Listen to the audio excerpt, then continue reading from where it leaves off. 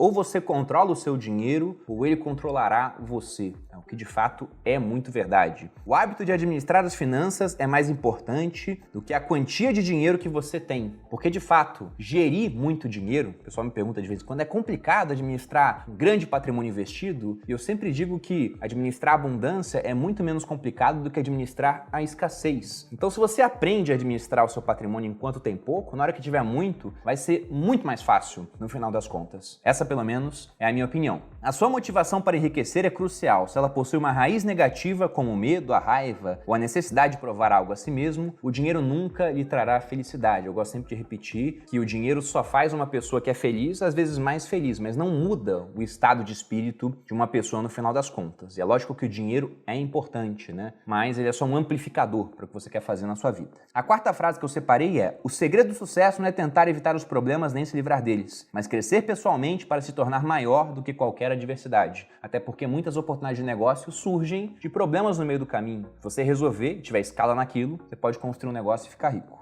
E por último, os gastos excessivos têm pouco a ver com o que você está comprando e tudo a ver com a falta de satisfação na sua vida. Quem não conhece aquela pessoa que, depois de um dia, onde o autor diz que as pessoas ricas assumem o compromisso de serem ricas, as pessoas de mentalidade pobre gostariam de ser ricas. E por que eu digo que esse arquivo aqui teve um grande peso na minha vida? Quando eu comecei a ler esses livros de educação financeira, que acabou sendo um caminho sem volta, virou a chave na minha cabeça, com 20 anos de idade, em uma dinâmica de grupo, eu estava na academia militar, no segundo ano, quando um major, que era um psicólogo, perguntava para cada cadete o que você quer fazer, né, daqui a um tempo, quando formar. O pessoal falava, eu quero ser paraquedista, eu quero ser guerra na selva, eu quero ser comandos. E eu queria boa parte dessas coisas também, né? Eu fui paraquedista no exército, mas na hora que ele chegou para me perguntar isso, o que veio na minha cabeça foi, eu quero ter 1 milhão até os 30 anos. Essa era a minha meta, e eu externalizei aquela meta pela primeira vez. Então veja que na hora que eu assumi o compromisso público de buscar aquela meta nos próximos 10 anos, eu não só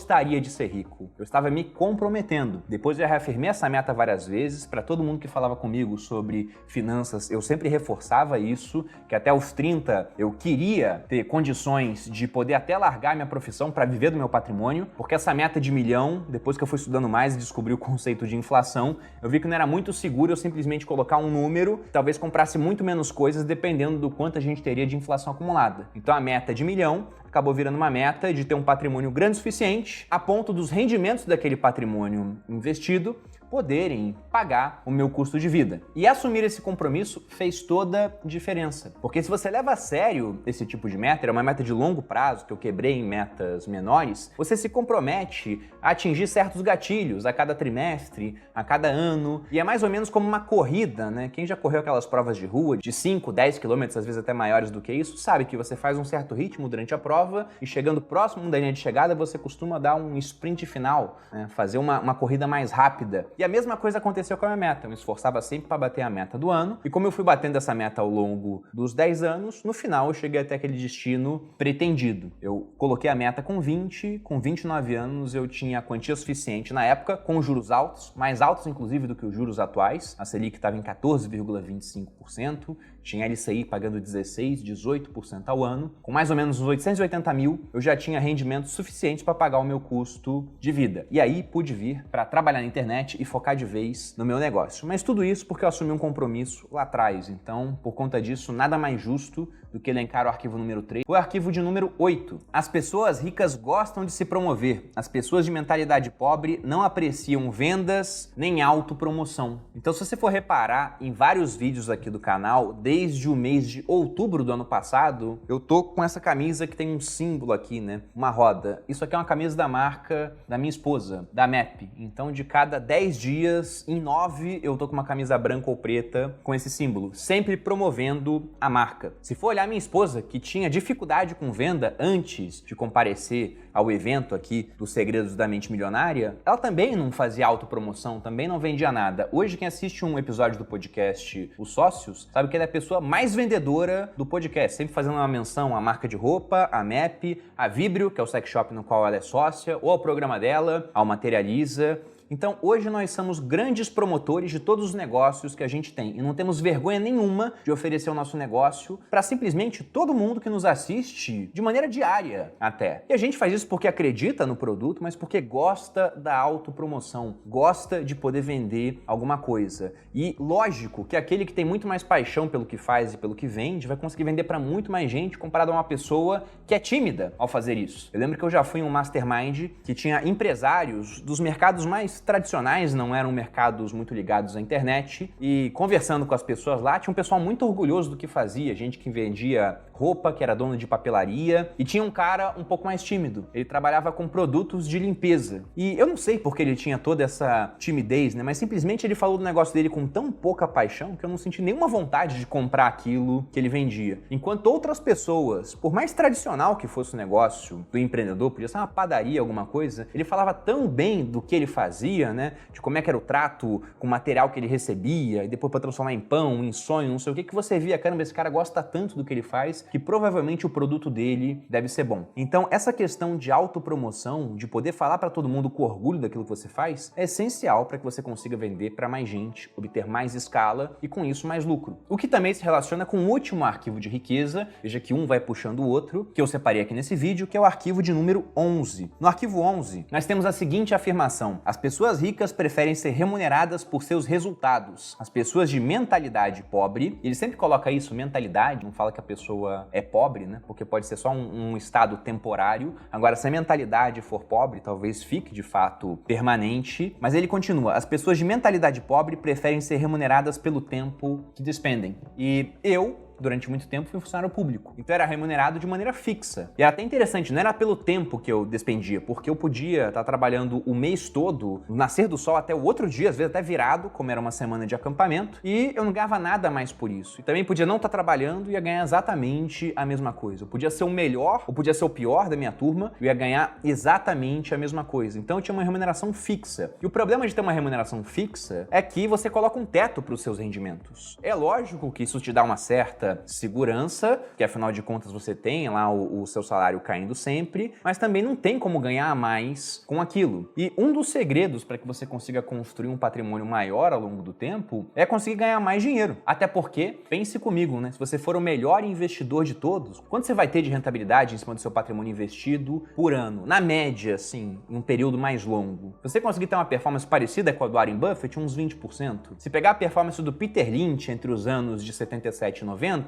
29,2%. Uma baita de uma performance. Se pegar o James Harry Simons da Renaissance, você vai ter mais ou menos 40%. Então, uma performance monstruosa. Agora, 40% de rendimento sobre R$1.000, que é o patrimônio que você pode investir, são R$400. É pouca coisa. Lógico que seu patrimônio vai crescer com o passar do tempo. E em cima de 10 mil, são R$4.000. Ótimo. Mas entenda o seguinte, aquele cara que só vai acompanhar o mercado, vai investir só em ETF, vai comprar ETF de Bovespa, ETF que acompanha o S&P 500, compra lá um ETF de ouro, compra ETF de renda fixa, o cara faz uma carteira mega fácil de ser gerenciada. E tem um desempenho parecido com o do mercado, coloquemos aí que vai ser de 15% ao ano. Só que ao invés de ganhar um dinheiro suficiente para investir apenas 10 mil por ano, esse cara ele consegue 100 mil destinado só para investimento naquele ano. Então, embora ele seja um investidor medíocre, né, porque ele vai estar na média, em comparação com esse investidor muito bom, que está lá no topo naquela lista dos melhores investidores em termos de rentabilidade ao longo da história, mesmo assim ele vai ter um resultado em termos absolutos muito maior, porque ele é capaz de ganhar mais dinheiro. Então ganhar mais é muito importante. E para ganhar mais, é interessante que você tenha escala dentro daquilo que você faz. Porque se você fica trocando horas do seu trabalho por um valor fixo, o problema é que você tem horas contadas no seu dia. E esse é um problema de todos nós, né? A pessoa mais rica do mundo, você pega lá o Jeff Bezos, o Elon Musk,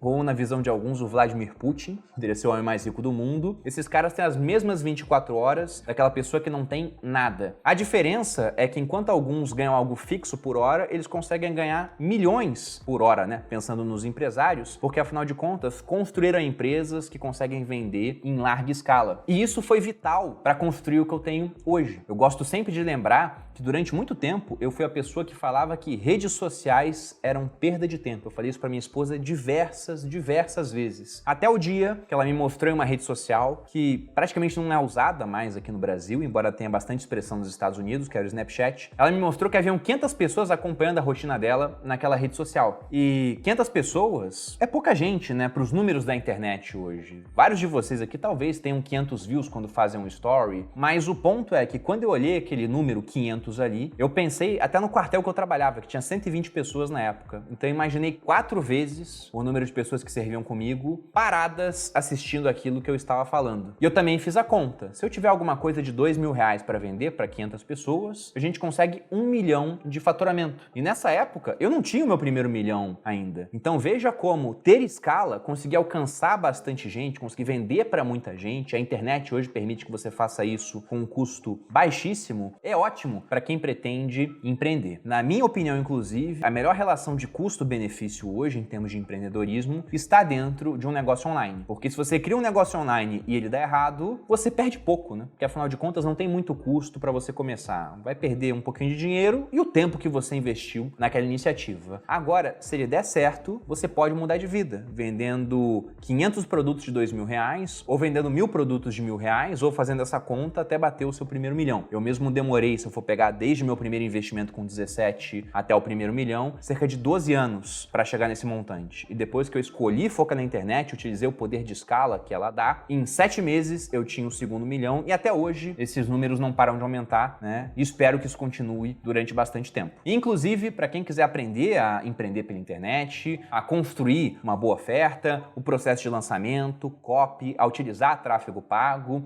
eu lembro que no Grupo Primo a gente tem uma plataforma chamada Stage que busca ensinar todas essas competências para aquela pessoa que está entrando nesse mercado com conteúdo passado por dezenas de professores, todos eles com experiência real, né? Que já sentiram o cheiro de suor e o gosto de sangue, né? Porque estão na arena realmente ganhando dinheiro com essa atividade. Para quem quer conhecer, o link vai estar aqui na descrição. E para concluir esse vídeo, acho que nada melhor do que pedir para você que está em casa, repita novamente o que o T. Harv Eker manda a gente repetir a cada capítulo. Eu tenho uma mente milionária. E assim como por repetição você aprende um monte de besteira ao longo da sua vida, espero que por repetição você passe a acreditar nisso de fato. Porque o primeiro passo é ter esse tipo de pensamento que vai levar a sentimentos, que vai levar a ações e vai levar a resultados, igual o autor diz aqui neste livro. Se você gostou do vídeo, deixe seu like, se inscreva aqui no canal, me acompanhe nas redes sociais. Um grande abraço e até a próxima!